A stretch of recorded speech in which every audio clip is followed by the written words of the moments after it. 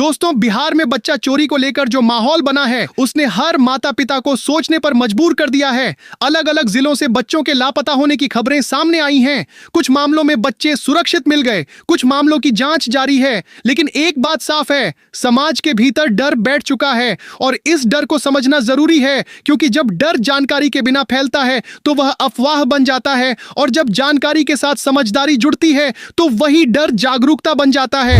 सबसे पहले यह समझना जरूरी है कि हर लापता बच्चा चोरी का शिकार नहीं होता। कई बार बच्चे रास्ता भटक जाते हैं, कई बार पारिवारिक विवाद या गलतफहमी की वजह से भी मामला सामने आता है। लेकिन यह भी सच है कि संगठित अपराधी गिरोह बच्चों को निशाना बनाते हैं और हमें इस सच्चाई से आंख नहीं चुरानी चाहिए। बिहार जैसे बड़े राज्य में जहां आबादी घनी है, जहां गांव से लेकर शहर तक आवाजाही तेज है, वहां अपराधी भीड़ और लापरवाही का फायदा उठाने की कोशिश करते हैं। अब बात करते हैं कि बच्चा चोरी से कैसे बचा जाए और बच्चा चोर किस तरह से काम करते हैं। सबसे पहले हमें अपराधियों की चाल समझनी होगी, क्योंकि जब तक हम तरीका नहीं समझेंगे तब तक बचाव अधूरा रहेगा। अक्सर बच्चा चोर सीधे हमला नहीं करते, वे बच्चों की मनोविज्ञान को समझते हैं। उन्हें पता होता है कि बच्चा किस बात से आकर्षित होगा, किस बात से डर जाएगा और किस बात पर भरोसा कर लेगा। वे कई दिनों तक इलाके की रेकी करते हैं। कौन सा बच्चा किस समय स्कूल जाता है, कौन सा बच्चा रोज गली में अकेले खेलता है, किस घर के माता पिता काम पर चले जाते हैं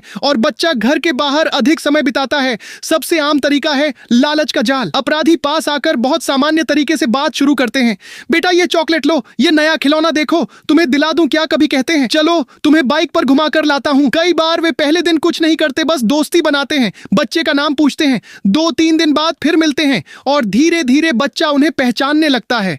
जब भरोसा बन जाता है तो एक दिन वे उसे अपने साथ ले जाते हैं। बच्चा सोचता है यह तो वही अंकल हैं जो रोज मिलते थे और यही विश्वास सबसे बड़ा खतरा बन जाता है। दूसरा तरीका है पहचान का भ्रम पैदा करना। अपराधी पहले से जानकारी जुटाते हैं। वे आसपास के लोगों से बात करके या बच्चे को खेलते समय सुनकर परिवार के नाम जान लेते हैं। फिर अचानक कहते हैं तुम्हारी मम्मी ने मुझे भेजा है, जल्दी चलो या तुम्हारे पापा को चोट लग गई है, अस्पताल चलना है। बच्चा घबरा जाता है, वह सोचता है स्थिति गंभीर है और बिना पुष्टि किए उनके साथ चल पड़ता है। कई मामलों में अपराधी पुलिस या सरकारी कर्मचारी बनकर भी आते हैं ताकि बच्चा डर कर उनका आदेश माने। तीसरा तरीका है भीड़ का फायदा। मेले बाजार, रेलवे स्टेशन, बस स्टैंड, अस्पताल और स्कूल के बाहर छुट्टी का समय ऐसे स्थान हैं जहां कुछ सेकंड की लापरवाही काफी होती है। अपराधी भीड़ में बच्चे को अलग करता है, हाथ पकड़ता है और तेजी से आगे बढ़ जाता है। आसपास के लोग समझते हैं कि शायद यह उसका रिश्तेदार है।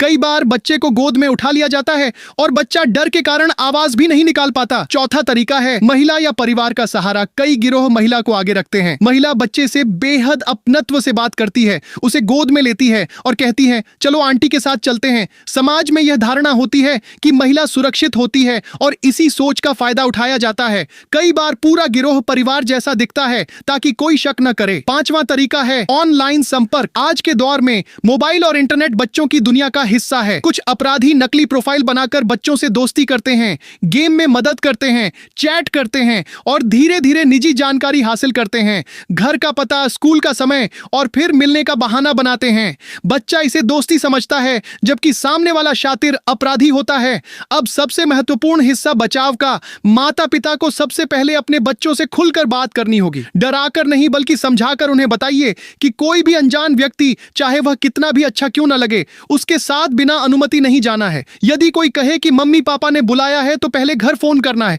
यदि कोई जबरदस्ती करे तो जोर से चिल्लाना है, भागना है और भीड़ की ओर दौड़ना है। बच्चे को यह भी सिखाना होगा कि उसका शरीर उसकी जिम्मेदारी है। कोई गलत तरीके से छुए तो तुरंत विरोध करे और घर आकर बताए। हर बच्चे को अपना पूरा नाम, घर का पता और कम से कम 2 मोबाइल नंबर याद होने चाहिए। छोटे बच्चों को अकेले सुनसान रास्ते से न भेजें। स्कूल के समय में नियमितता रखें। अचानक बदलाव से बचें। बच्चे के दोस्तों को जानिए, उसके व्यवहार में बदलाव पर ध्यान दीजिए। यदि बच्चा अचानक चुप रहने लगे या डरने लगे तो प्यार से बात कीजिए।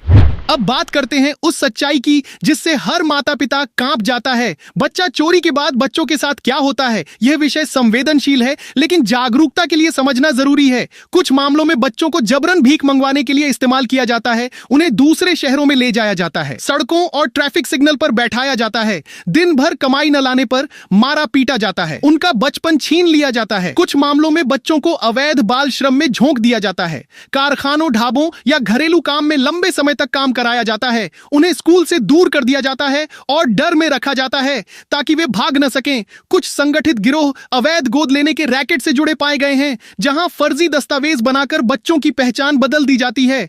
यह अपराध गहरा और जटिल होता है और जांच एजेंसियां ऐसे मामलों में सख्ती से कार्रवाई करती हैं। कुछ मामलों में बच्चों को अपराध की दुनिया में धकेला जाता है, जेबकतरी, चोरी या अन्य गैरकानूनी गतिविधियों में, क्योंकि नाबालिग होने के कारण कानूनी प्रक्रिया अलग होती है। अपराधी इस बात का फायदा उठाते हैं और सबसे दर्दनाक पहलू है मानसिक और शारीरिक शोषण का खतरा। बच्चे को डराया जाता है, धमकाया जाता है ताकि वह चुप रहे। यह आघात उसके मन पर गहरा असर छोड़ सकता है, लेकिन यहां एक महत्वपूर्ण संतुलन जरूरी है। हर मामला इन चरम स्थितियों तक नहीं पहुंचता। पुलिस और प्रशासन लगातार सक्रिय रहते हैं। कई मामलों में बच्चों को समय रहते सुरक्षित बरामद किया जाता है, इसलिए डर के साथ साथ भरोसा भी जरूरी है। समाज की भी जिम्मेदारी है, अगर किसी पर शक हो तो पुलिस को सूचना दें। खुद कानून हाथ में न लें, क्योंकि अफवाह कई बार निर्दोष लोगों के खिलाफ हिंसा को जन्म देती है। हमें अपराध से लड़ना है, लेकिन कानून के दायरे में रहकर। आज जरूरत है जागरूकता, संवाद और एकजुटता की। अपने बच्चों के साथ रोज कुछ मिनट बैठिए, उनसे बात कीजिए, उन्हें भरोसा दीजिए कि किसी भी खतरे में वे अकेले नहीं हैं। मोहल्ले में आपसी संपर्क मजबूत रखिए, स्कूल से सुरक्षा व्यवस्था पर चर्चा कीजिए और सोशल मीडिया पर बिना पुष्टि कोई खबर साझा न कीजिए। अक्सर यह देखा गया है कि बच्चा चोर गिरोह अचानक सक्रिय नहीं होते, वे लंबे समय तक इलाके का अध्ययन करते हैं। वे यह देखते हैं कि किस मोहल्ले में निगरानी कम है, कहां सीसीटीवी नहीं है, किस स्कूल में छुट्टी के समय अफरा तफरी रहती है, कौन से गांव में बच्चे खेतों या रास्तों से अकेले गुजरते हैं।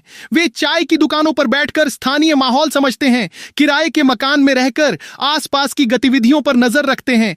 कई बार वे खुद को मजदूर, ठेला चालक या फेरी वाला बताकर इलाके में घुल मिल जाते हैं ताकि कोई शक न करे। इन गिरोहों का काम अक्सर एक व्यक्ति नहीं करता, बल्कि अलग अलग भूमिकाएं होती हैं। कोई रेकी करता है, कोई बच्चे से संपर्क बनाता है, कोई वाहन लेकर तैयार रहता है और कोई बच्चे को दूसरे शहर तक पहुंचाने की जिम्मेदारी निभाता है। इस तरह अपराध को हिस्सों में बांट दिया जाता है ताकि पकड़े जाने पर पूरी कड़ी सामने न आए। यही वजह है कि कई बार एक छोटी सी लापरवाही बड़ी साजिश का हिस्सा बन जाती है। अब सोचिए, उस बच्चे की मनःस्थिति जो अचानक अपने परिचित माहौल से दूर कर दिया जाता है, उसे ऐसी जगह ले जाया जाता है जहां भाषा अलग हो सकती है, लोग अलग हो सकते हैं और चेहरों पर कठोरता हो सकती है। अपराधी सबसे पहले बच्चे के मनोबल को तोड़ने की कोशिश करते हैं। उसे डराया जाता है, कहा जाता है अगर घर जाने की बात की तो मारेंगे, पुलिस पकड़ लेगी या परिवार को नुकसान होगा। कई बार बच्चों को गलत जानकारी देकर भ्रमित किया जाता है कि तुम्हारे घर वाले तुम्हें छोड़ चुके हैं, ताकि वह मानसिक रूप से टूट जाए और विरोध न करे। कुछ मामलों में बच्चों को बार बार स्थान बदलकर रखा जाता है ताकि खोजबीन करने वालों को सुराग न मिले। एक शहर से दूसरे शहर, फिर तीसरे राज्य तक ले जाया जाना इस अपराध की गंभीरता को दिखाता है। यही कारण है कि शुरुआती कुछ घंटे बेहद महत्वपूर्ण होते हैं। जितनी जल्दी सूचना पुलिस तक पहुंचेगी, उतनी जल्दी तलाश शुरू होगी और बचाव की संभावना बढ़ेगी। अब हम उस कड़वे सच की बात करें जिसे समझना जरूरी है। कई गिरोह आर्थिक शोषण को प्राथमिक उद्देश्य बनाते हैं। बच्चे को दिन भर सड़कों पर बैठाया जाता है, उसे सिखाया जाता है कि कैसे दया जगानी है, कैसे रोना है, कैसे हाथ फैलाना है। शाम को हिसाब लिया जाता है, यदि रकम कम हुई तो सजा दी जाती है। इस मानसिक दबाव में बच्चा धीरे धीरे डर के खोल में सिमट जाता है, उसका आत्मविश्वास टूट जाता है। अवैध बाल श्रम के मामलों में बच्चे को सुबह से देर रात तक काम में लगाया जाता है। उसे बताया जाता है कि भागने की कोशिश की तो पकड़कर वापस लाएंगे और मारेंगे।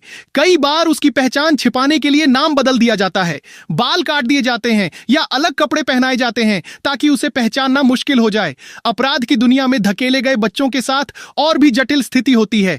उन्हें पहले छोटे काम दिए जाते हैं, फिर धीरे धीरे बड़े अपराधों में शामिल किया जाता है। उन्हें यह विश्वास दिलाया जाता है कि अब वापसी का रास्ता नहीं है। इस मानसिक जाल को तोड़ना बहुत कठिन होता है और इसीलिए पुनर्वास की प्रक्रिया लंबी और संवेदनशील होती है। लेकिन इस पूरे अंधेरे के बीच उम्मीद की किरण भी है।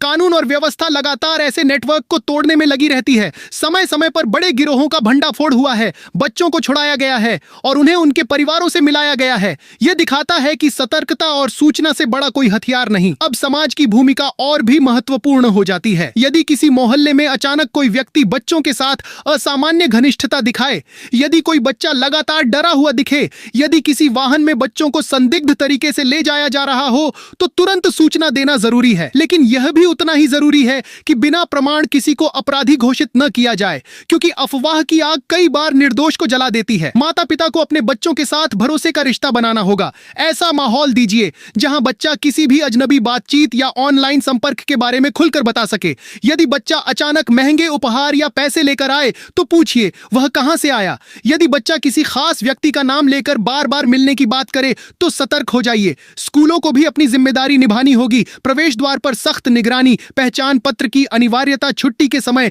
नियंत्रित व्यवस्था और शिक्षकों को संवेदनशील प्रशिक्षण, यह सब मिलकर सुरक्षा की दीवार बनाते हैं। गांव स्तर पर चौकसी दल या सामुदायिक निगरानी व्यवस्था प्रभावी हो सकती है, लेकिन यह निगरानी कानून के दायरे में होनी चाहिए। हिंसा नहीं, सूचना समाधान है। सबसे बड़ा हथियार है जागरूक बच्चा। जिस बच्चे को यह सिखाया गया हो कि संकट में क्या करना है वह ज्यादा सुरक्षित रहता है। उसे सिखाइए कि यदि कोई पकड़ने की कोशिश करे तो हाथ झटका दे, जमीन पर बैठ जाए, जोर से चिल्लाए, भीड़ की ओर भागे, किसी दुकान या घर में घुसकर मदद मांगे। ये छोटे कदम बड़े अपराध को रोक सकते हैं। यह लड़ाई सिर्फ पुलिस या सरकार की नहीं है, यह पूरे समाज की सामूहिक जिम्मेदारी है। बच्चा चोरी का डर हमें बांटने के लिए नहीं बल्कि जोड़ने के लिए होना चाहिए। हमें अपने मोहल्ले, अपने गांव, अपने शहर को ऐसा बनाना है जहां अपराधी कदम रखने से पहले 100 बार सोचे। आज जरूरत है कि हम अपने बच्चों को सिर्फ पढ़ाई में आगे न बढ़ाएं बल्कि जीवन की सुरक्षा के पाठ भी पढ़ाएं। उन्हें आत्मविश्वास दें, संवाद दें और भरोसा दें, क्योंकि जब बच्चा मजबूत होगा, जागरूक होगा और परिवार सतर्क होगा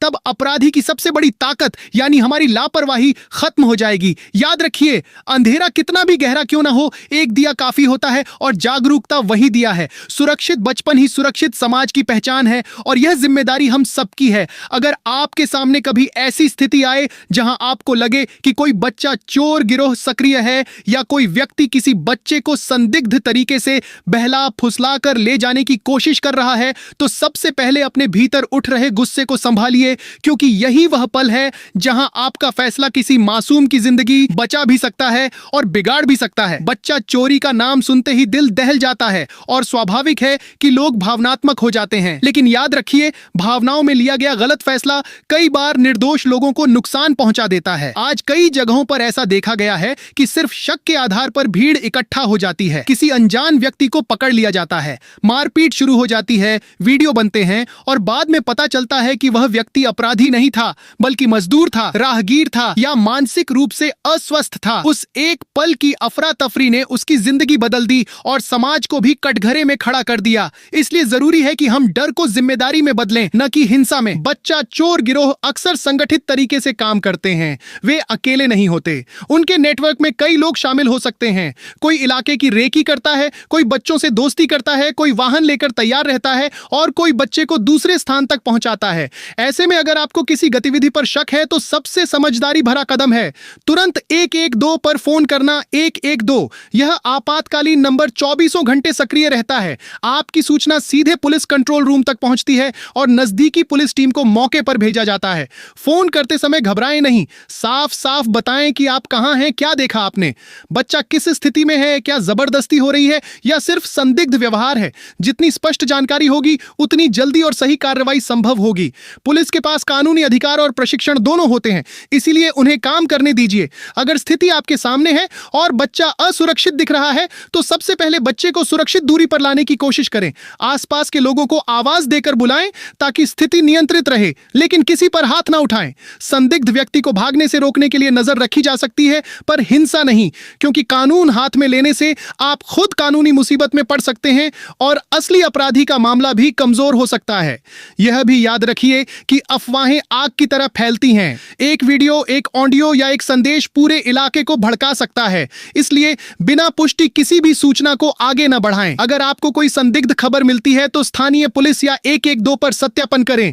जिम्मेदार नागरिक वही है जो सच को परखे बिना फैसला नहीं करता। अपने बच्चों को भी सिखाइए कि यदि कभी कोई संदिग्ध व्यक्ति मिले तो वे तुरंत घर आकर बताएं या किसी विश्वसनीय बड़े से मदद लें। उन्हें यह भरोसा दीजिए कि संकट में पुलिस और परिवार उनके साथ हैं। बदले की भावना नहीं, सुरक्षा की भावना जरूरी है। याद रखिए, आपकी एक जागरूक कॉल 112 पर किसी बच्चे को गलत हाथों में जाने से रोक सकती है। आपका एक शांत और संयमित फैसला किसी निर्दोष की जिंदगी बचा सकता है। इसलिए हर हाल में कानून का साथ दीजिए, कानून को अपने हाथ में मत लीजिए, क्योंकि सुरक्षित समाज वही है जहां न्याय भी हो और इंसानियत भी जिंदा रहे।